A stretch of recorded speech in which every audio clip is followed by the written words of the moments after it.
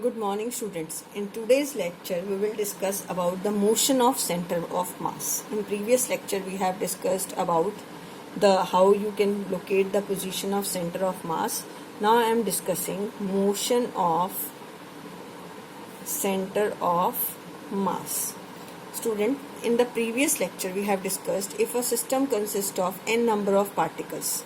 If a system consists of n number of particles, the position of center of mass is given by m1 into r1 plus m2 into r2 up to so on plus mn into rn divided by capital M.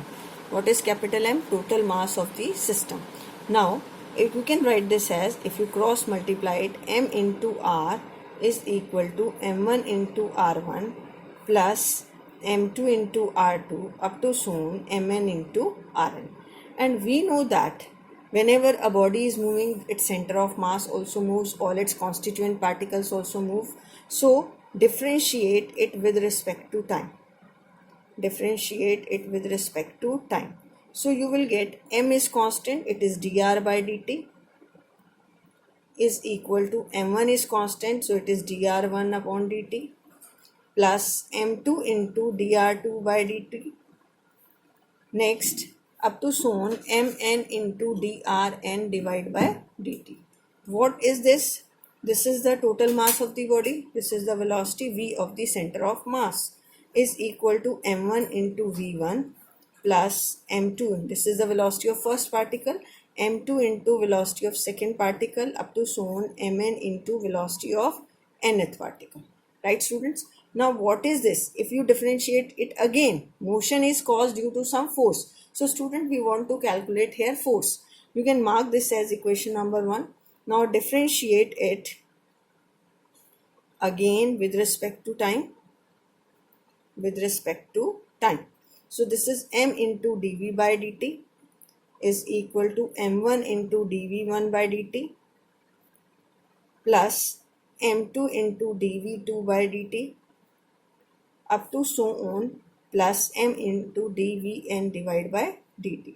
What is rate of change of velocity? It is acceleration. So this is the acceleration A of the body and of the center of mass, because this is the position of center of mass. This is the acceleration produced in first particle. This is the acceleration produced in second particle. Up to so on, this is mn into the acceleration produced in, this is mn acceleration produced in nth particle. Right, student? Now, what is this? This is the total external force. This is the total force acting on a body. Right? F is equal to mass into acceleration. This is F1. This is F2. This is a force. Force is equal to mass into acceleration according to Newton's second law. Up to so on, what is this? This is Fn. Right, student? So what is Fn? F1. It is the vector sum of all the forces acting on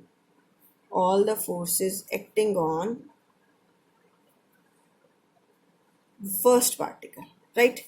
Now students, see, on first particle you can say there are two forces acting. One is F external, this is F internal, and second is F external. We have discussed internal forces always cancel out the effect of each other. Internal forces mutually cancel out the effect of each other, right? Because they always act in pair. So this force cancel out each other. So what is F1? It is only due to which force? External force. It is due to which force? External force. So for the second force also you can say on second particle the internal forces get cancel out. Only there is external force. And also here Fn is due to which force? External force. So this is the external force on first particle. This is on first particle. So we can write this also on center of mass also internal forces get cancel out. So we can write F external on it is equal to F1 external. Only there is a contribution due to which force? F external on first, F external on second, up to so on F external on third. Nth. Right? So this is the total external force because internal forces are not present. So F1 is the vector sum. You can write it for everyone. So now what is F external become? F external is equal to mass into acceleration, right? So you can say that the center of mass on which on the center of mass only external force is acting which produces the motion in the body. Only there is an external force whose contribution is there. Only there is an external force. There is external force which contributes or which produces motion in the body. Right? So external forces or whatever be the external force acting on the individual particles on the body, that is same as the external force acting on the center of mass. Means initially we have defined that whatever be the external force applied on individual particle or on the center of mass, it will remain same. Now the next is linear momentum of the body. Linear momentum of the system of particle. Linear Next is linear momentum of system of particle. अभी हमने student last derivation में from equation number one of last topic we have written capital M. हमने ये लिखा था last topic से. This is capital M V is equal to m1v1 plus m2v2 plus mn into vn. From last equation we have written mv is equal to m1v1 plus m2v2 up to so on it is mn vn. What is the total momentum? This is the total momentum of center of mass. It is the vector sum of the momentum due to first particle, due to second particle, up to so on due to nth particle. Vector sum of the momentum of the center of mass is this is the momentum of center of mass.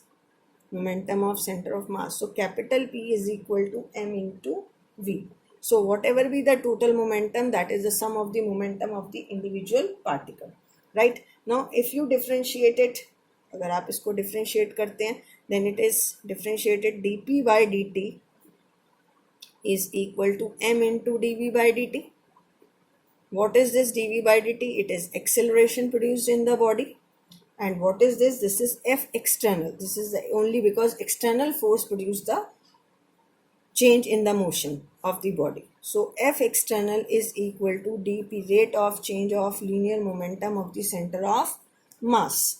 Now if external force acting on the system is zero, if no external force acting on the system, then this implies dp upon dt is equal to 0. This means therefore p is constant.